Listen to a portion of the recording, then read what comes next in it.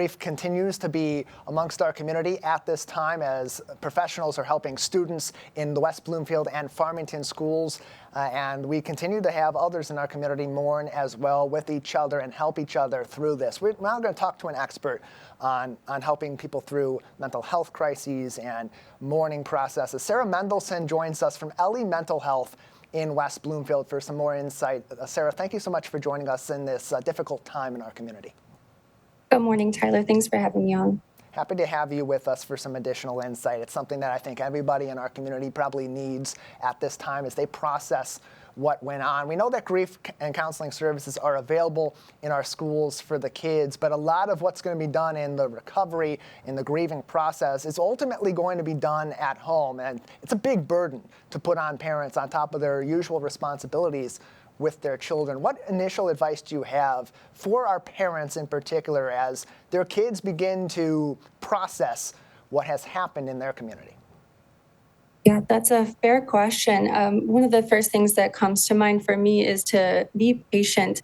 Just recognize that your role is not to fix this situation. There's really nothing that you can do to take away this tragedy. So you don't have to correct it or take it away from your child or your student or whoever you're working with. Just give them some space to kind of work through it on their own, but also encourage them if they'd like to talk or if they need some distraction or support. So those are some of the first things that come to mind. What should parents be looking for? Are there any warning signs that kids may be grieving but keeping it kind of quiet and may need some of that parental support that they may not reach out for? Yeah, absolutely. Some of the things that, well, it's also important to note that grieving is normal. So you might see some behavioral or emotional changes, even in the normal process of grieving. But some things to look out for that might not be, maybe not as normal, or there might be an indication that some further support is needed, is if they're having significant dips in their grades or academic performance, changes in their eating or sleeping that really impact their daily functioning. If they're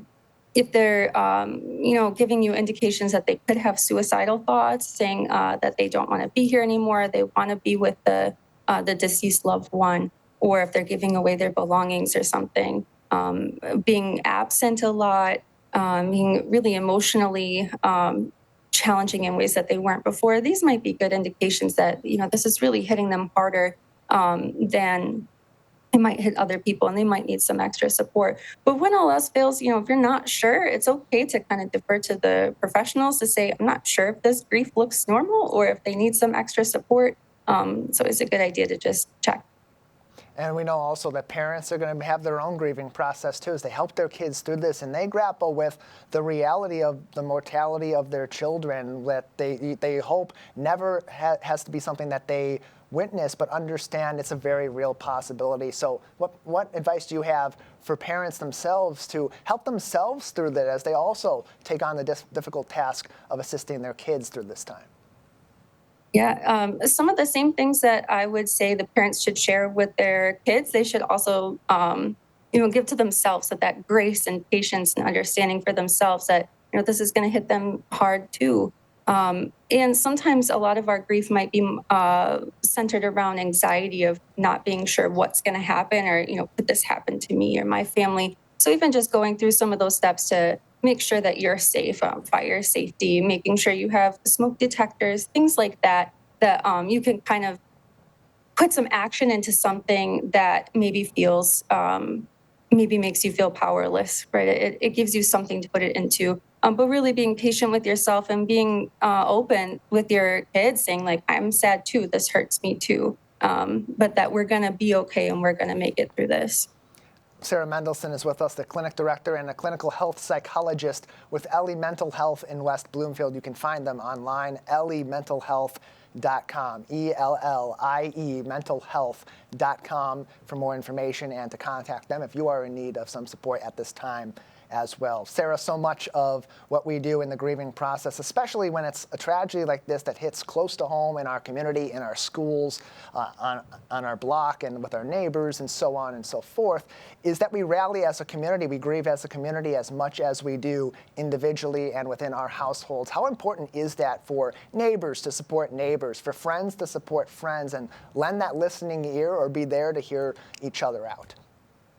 Well, it's everything. Making connections and keeping with your same routine and trying to socialize as much as you can. It's really important to connect with other people. And also just sharing that grief. And maybe sometimes that isn't necessarily talking about what's going on, or just again having some kind of distraction. It is normal to pull away a bit and want some time to think to yourself.